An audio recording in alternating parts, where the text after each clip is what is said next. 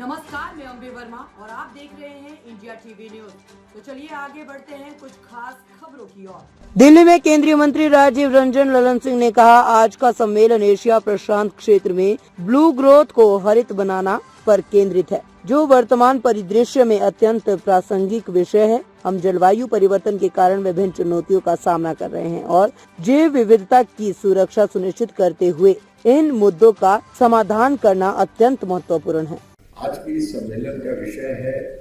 Grinning the blue growth in Asian Pacific. ये एक relevant विषय है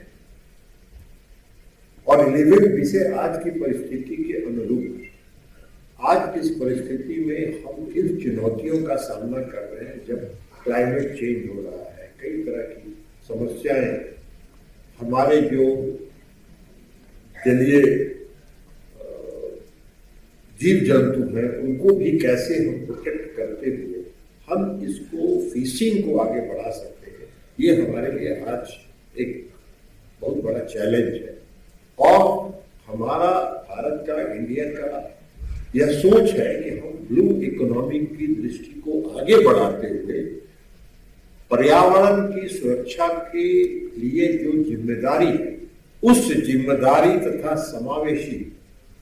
मत्स्य पालन को कैसे बढ़ावा दें, ये हमारी जिम्मेवारी है। और उस जिम्मेवारी के साथ हम लोग आगे बढ़ रहे हैं, उसके साथ हम आगे बढ़ रहे हैं। आज की आवश्यकता है कि जो क्लाइमेट चेंज है, जलवायु परिवर्तन है, आवास संरक्षण है और जैव विविधता की, उसको, उन चुनौतियों का सामना हम कैसे कर सकें और उन चुनौतियों का सामना करते हुए हम कैसे अपने आप काम को आगे बढ़ाएं, हम मछली उत्पादन को कैसे हम सुरक्षित ढंग से आगे करें ताकि पर्यावरण भी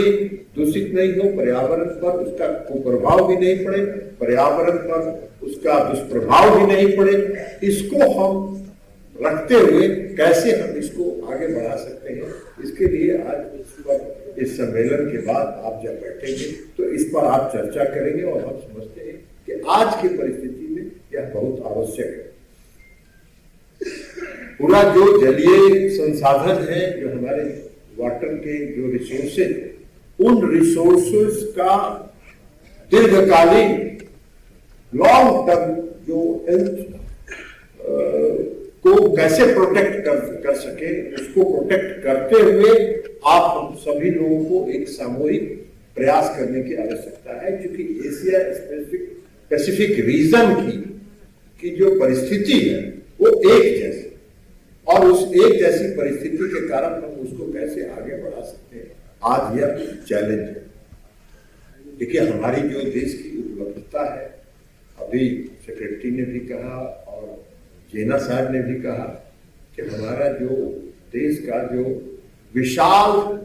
कोस्टल इलाका है, हमारे यहाँ नदियों और जो झील, उन झीलों के व्यापक नेटवर्क के साथ हम जो